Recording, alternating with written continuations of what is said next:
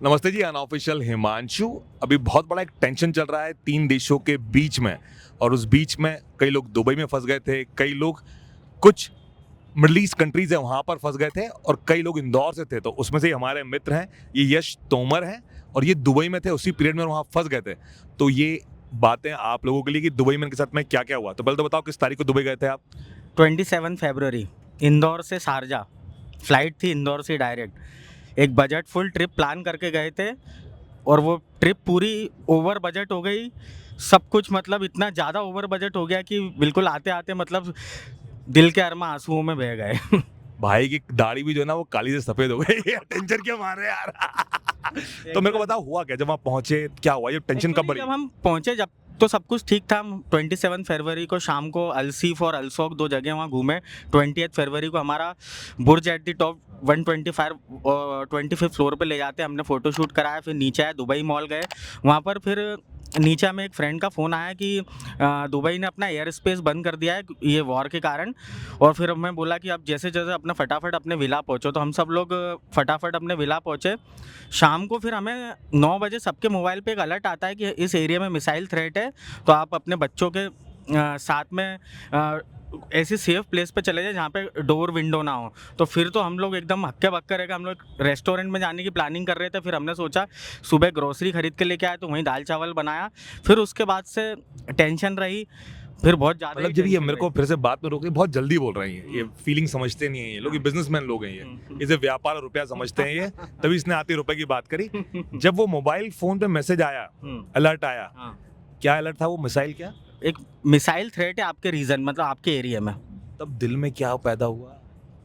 दिल में ऐसा लगा कि मतलब सेफेस्ट कंट्री में आए हैं। दुबई के बारे में इतना सुनते थे, पर आते से मतलब सब कुछ उल्टा ही हो गया। फिर तो मतलब ऐसा लगा अपने फैमिली को पास मतलब 2 मिनट भी उन्हें छोड़ा नहीं जाए अकेले। बहुत ज़्यादा मतलब डर का माहौल हो गया था।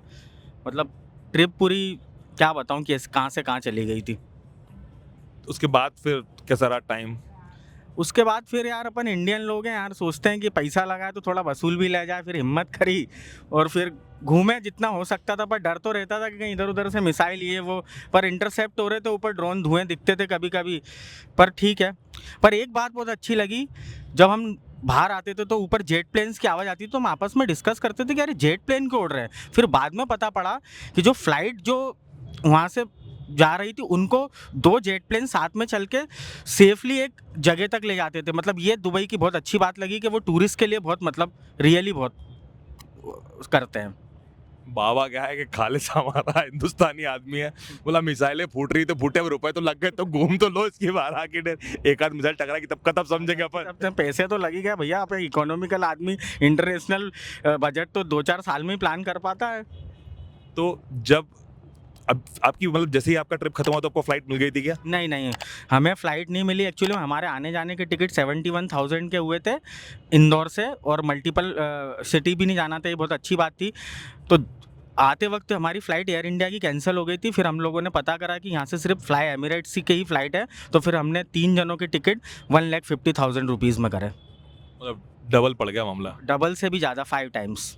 आने के 30 आने जाने के 71 थे, तो 35,000 हुआ तो 1,50,000 लगे। तो ये एक बहुत बड़ा पोटेंशियल थ्रेट है, मतलब एक इकोनॉमिकल परिवार के लिए। अरे बाबा यार बच के आ गए, कहते हैं जान बची तो लाखों पाए। यार जान तो जब है जब पैसे हो जेब में यार।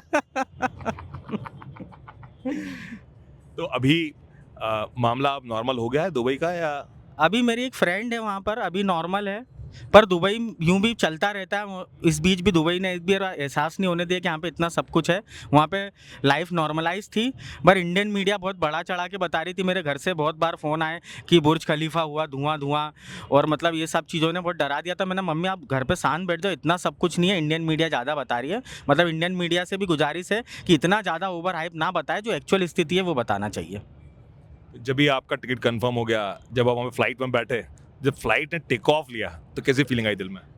जब तक वतन वापसी नहीं हो गए, जब तक एरोप्लेन इंडिया के लैंड पे लैंड नहीं हुआ, जब तक तो धड़कनें बहुत तेज़ थी और डर था बहुत ज़्यादा।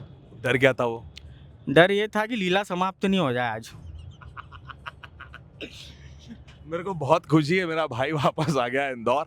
और जैसे उसने मुझे किस्सा सुनाया है तो मैंने कहा ये किस्सा मैं आप लोगों को सुनवा दूं। तो ये हमारा यश है, ये हमारा बचपन का दोस्त है, हम लोगों ने साथ में इंजीनियरिंग करी है। ये दुबई से जो क्रूशियल समय चल रहा है जहाँ पर Iraq, Iran, Dubai, USA tension चल रहा है, उस बीच में भाई ने जो अपना रुपया खर्चा करा उसको एंजॉय करके दुबई घूम के आ गया। घूम के तो आया, फुल घूमा, फुल बहुत अच्छे से घूमा, एक भी जगह नहीं छोड़ी। डेजर्ट सफारी भी करी, बुर्ज खलीफा पे भी गए। बस ग्लोबल विलेज बंद था क्योंकि वहाँ पे बहुत ज़्यादा ओवर क्राउडेड के कारण उन्होंने बंद कर दिया था। पर दुबई गवर्नमेंट बहुत कोऑपरेट कर रही थी, उन्होंने फ्री होटल्स और ये सब भी अलाउ करे थे। बट वो एक्चुअली में पॉसिबल इसलिए नहीं हो पाया क्योंकि दुबई में टैक्सी बहुत महंगी है। आपको 10 किलोमीटर जाने का कम से कम 2500 पे करना पड़ता है दुबई में। दुबई बहुत महंगा है, जस्ट लाइक यूरोप। या ठीक है, मैंने तय कर लिया मैं दुबई नहीं जाऊंगा, मैं जाऊंगा किसी छोटे देश घूमने के लिए और बोलूंगा मैं अंतर्राष्ट्रीय ट्रिप करके आ चुका हूँ। थैंक यू सो मच, मुझे खुशी है भैया तुम वापस आ गए जिंदा बच के। Bye bye.